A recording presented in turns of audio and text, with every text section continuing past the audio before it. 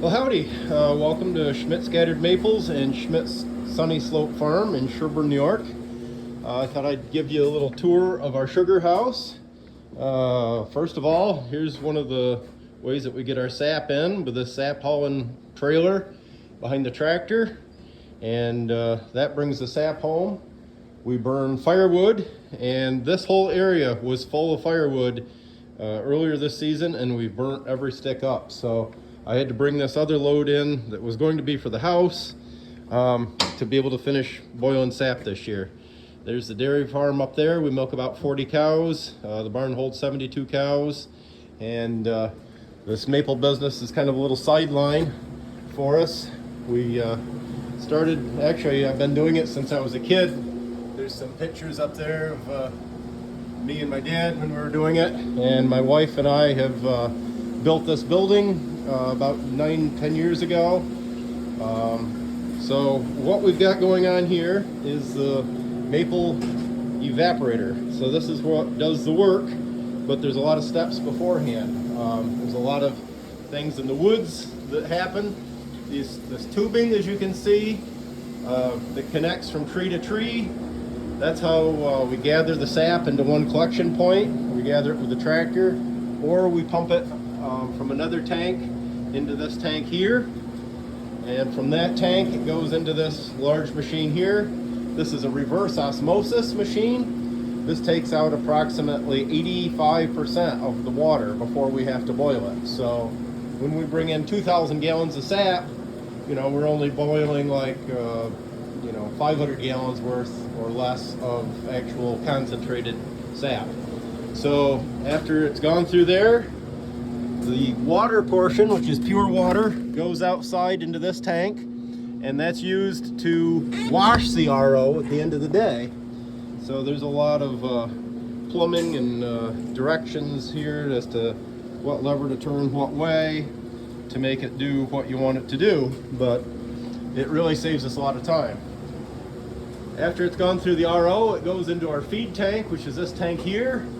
You can see the level. This is all we've got left, so we're just about done. This might be our last boil for 2026. From there, it goes into the back of the pan through this pipe that comes across into this float.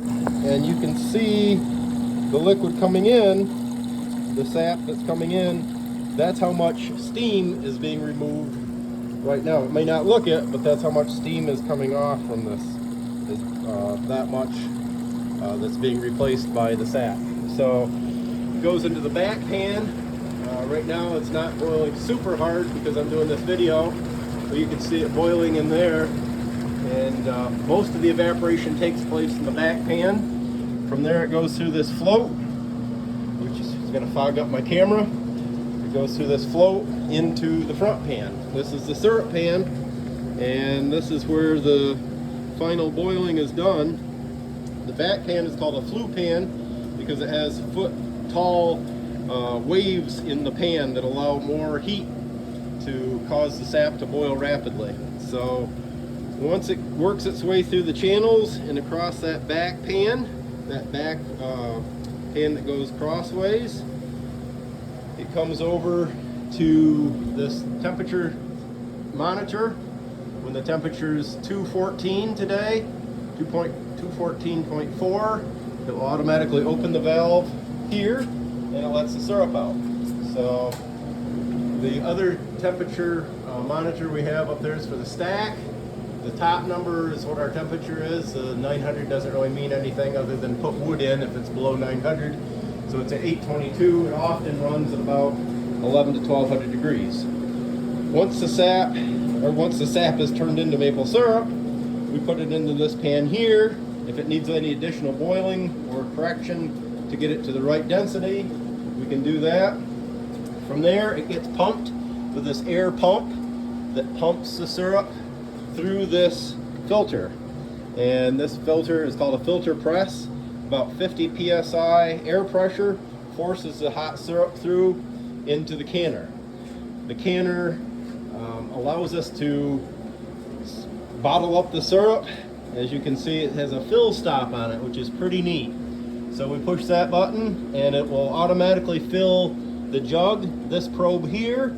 Once it hits the liquid in the jug, it automatically shuts off. So we can it at 180 to 190 degrees. That makes a shelf stable product. And there's some of the final results. Quarts and pints and gallons, half gallons. And my wife also makes other goodies such as maple candy. Here's some here, some maple candy. Absolutely delicious. We have maple hard candies. We have maple cream and even granulated sugar. So this can be used to replace sugar, you know, white sugar. You can use this in your coffee or whatever, or for baking. So we have 3 distinct grades of syrup. We have the amber, which is the lighter syrup early in the year, the robust, which is a stronger syrup, we're making that now, and then the very dark, which comes at the very end of the season. That's a stronger syrup, mainly for cooking. The firebox, I will show you, has an air induction fan that forces air into it, so the temperature gets really hot. We'll shut the fan off, and you can see the firebox. So right now the fire is really low, but again, doing this video, it needs some wood, but we're getting low on sap too, so we're not going to put much in it for now, and we're going to be finishing up pretty soon. So anyway, that's a little tour. We sell the maple syrup, Schmidt Scattered Maples. You can look us up on Facebook, schmidtscatteredmaples.company, right here, .company site. There's our website. And we have syrup available for sale, and we'd love to sell some to you. We mail syrup out, and we'd be glad for your business. If you have any questions, comments, so forth, send us a message or drop us a message on Messenger or on this site. All right, thanks a lot.